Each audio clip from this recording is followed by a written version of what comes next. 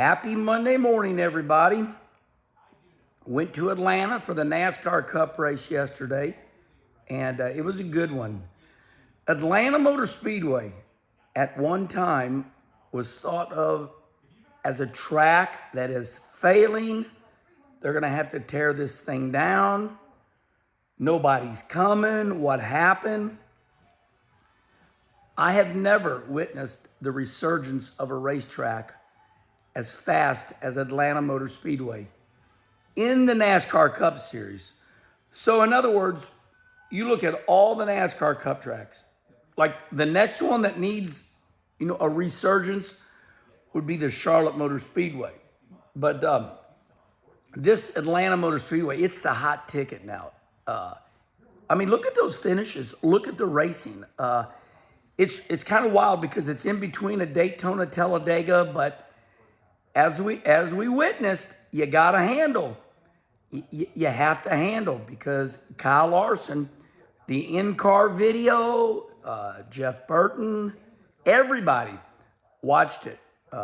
He got a little loose by himself. Nobody took the air off his spoiler. Nobody was on his ass. He got a little loose. And you're running so fast, you got so much G-force that it got loose and it caught. And Kyle Larson, went in the wall. And man, am I glad he's okay. Then Chase Briscoe came by and hit him hard. So thankful that Kyle Larson and Chase Briscoe are okay. So anyway, my point is the track is in between a Daytona and Talladega. You can get loose. And then you got to handle it Daytona too. Talladega is the track you have to least handle.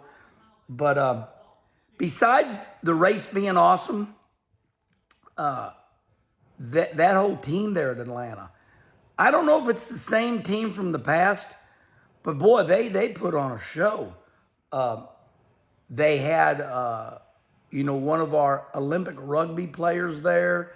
We had Alonzo, who was it? Fernandez. You respond right here. I think we had an IndyCar driver there. Listen, we had a lot of famous people there, okay? Listen, I don't know everything. My name's not Larry McReynolds. I don't know everything. That's another subject for another day. But, I remind everybody, I'm not a journalist. Respond right here. Put in your viewpoints. That's the great thing about Coffee with Kenny. Remember, you know everything. Since you know everything. And if you don't, you'll Google it, then come back and make me look stupid. And that's okay. Respond right here. But there was a lot of people there yesterday, a lot of entertainment.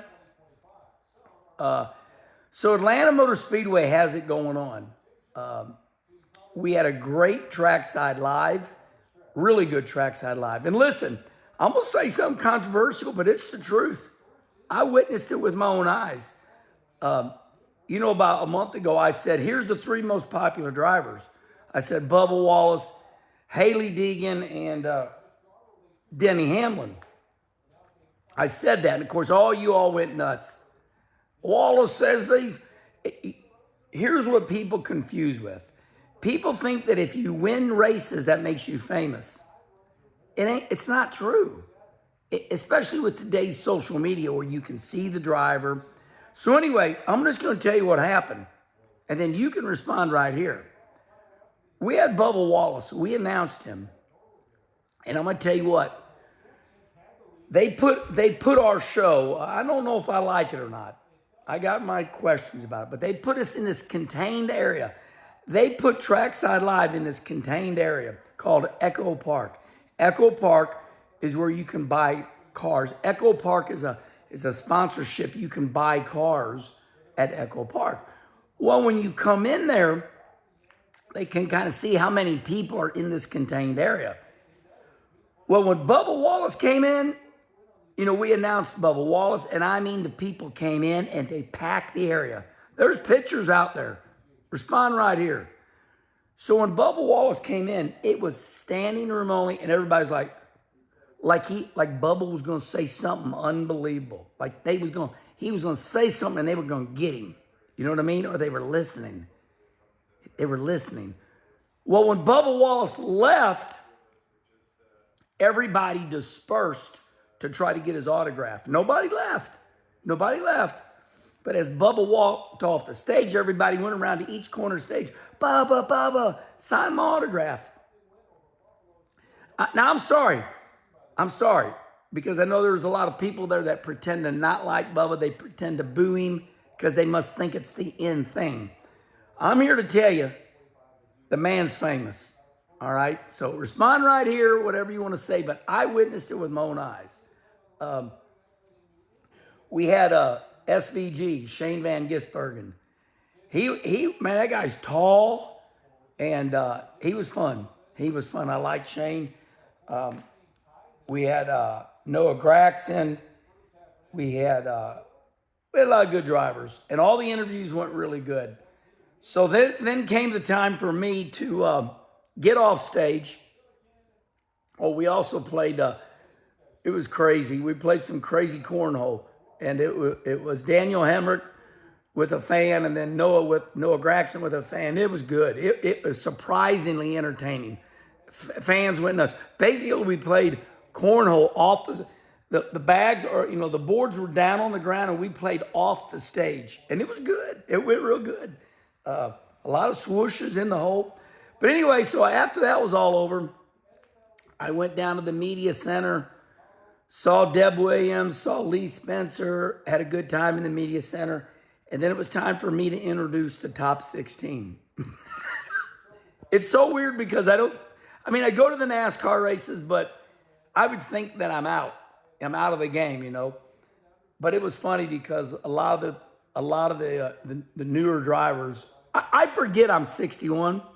They call me the OG from NASCAR. I think it was Daniel Hemrick that said that, or somebody. They said, "Well, you're the OG from NASCAR." And I'm an old guy from NASCAR, so they think I'm cool.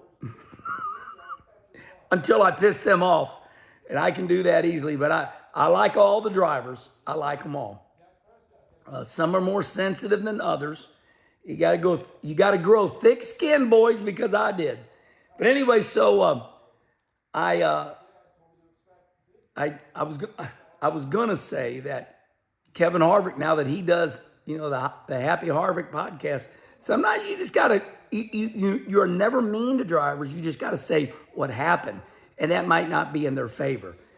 But I introduced the top 16, and I called out Chase Elliott a little bit on my shows, and I said, love Chase Elliott, but he's got to do more. So when I said, driving the number 9, when he talks, we listen. And the fans roared, and he came out, and he looked at me and stuck out his hand and shook my hand. I had to take my mic and put it in Heather, shook his hand, and I said, thank you, Chase. So I said, when he talks, we listen, from Dawsonville, Georgia. And that's all I said. I couldn't even say his name. When I said from Dawsonville, Georgia, they went zerk. So, listen, it was a good time. And listen, one more thing. My God, I sound like Kyle Petty now. I keep saying listen. They're listening, Herman. So, about that race, we already talked about Chase Briscoe and Kyle Reckon. It was a good race. It was a good race. That's all there's to it. Good strategy, things like that. But I do want to call out something meaningless. To me, it's not a big deal, but it kind of struck me odd. And respond right here. I kept reading that the race finished under caution. Okay, listen. Joey Logano is one football. Look at the replay. Look at the replay. Joey Logano is one football field away, or two football fields away. I'll meet you halfway. Coming to the checkered flag. They're looking at the checkered flag, and as they're going, they're wrecking for like 20th, which is fine. The 20th, it's hard to run in the top 20. Those are competitive cars, but the race is over. Okay, so they immediately hey, flagman did a good job. He grabbed the caution flag at the last minute. So they're throwing the checker. They're throwing the checker, and then the caution comes out. So technically, technically, which is fine, race entered under caution. But for about 100 feet, race was over, everybody. The race did not end under caution. Like I said, I'll meet you halfway. It technically ended under caution. But, so anyway, I just saw it. I thought, oh man, I wonder what happened. And, cause I was on the airplane still. And I got off and I'm like, I see the replay. I'm like, what the hell? What do you mean it ended? I'm thinking like it ended under caution. I mean, they were waving the checkered flag and the wreck's happening as they're coming. I mean, you know, within 100 feet of the checkered flag, and they, at the last minute, get the caution out there. So race was over. That's all there was to it. All right, everybody. Well, make sure you go down and see Rusty and Steven. I think Clint Boyer will be down at Lake Ozark, Missouri. Lake Ozark Harley-Davidson. Bike week at Lake Ozark. I'm not going. I'm too tired. I got 3 hours sleep last night, and I just want to sit in one spot for one day. That was another thing yesterday. All the fans were going, damn, Herman, don't you ever stop, boy. I was like, you're right. I've taken this. Listen, don't let the old man in. I've carried it a little too far. I got to back it up. The old man is not coming in, baby. I'm digging. All right, I guess that's it. Go see Rusty, Steven, see if Clint Boyer's going to sneak in there. I know that Rusty and Steven are staying at Clint's house.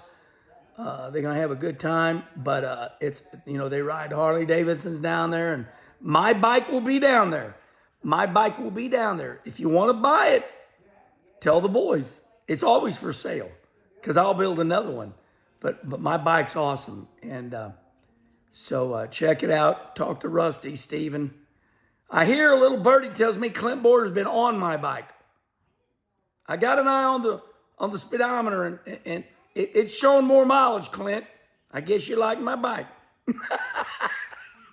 Out of Sturgis was like, Clint looks at me and goes, I've been riding the shit out of your bike. I'm like, that's why every time I turn it on, I look down, it's got a lot of mileage on it. I think I dropped it off at 13,000 miles, and now it's got 16. I'm going to start charging Clint. Not. We love Clint Boyer. All right. I guess that's it.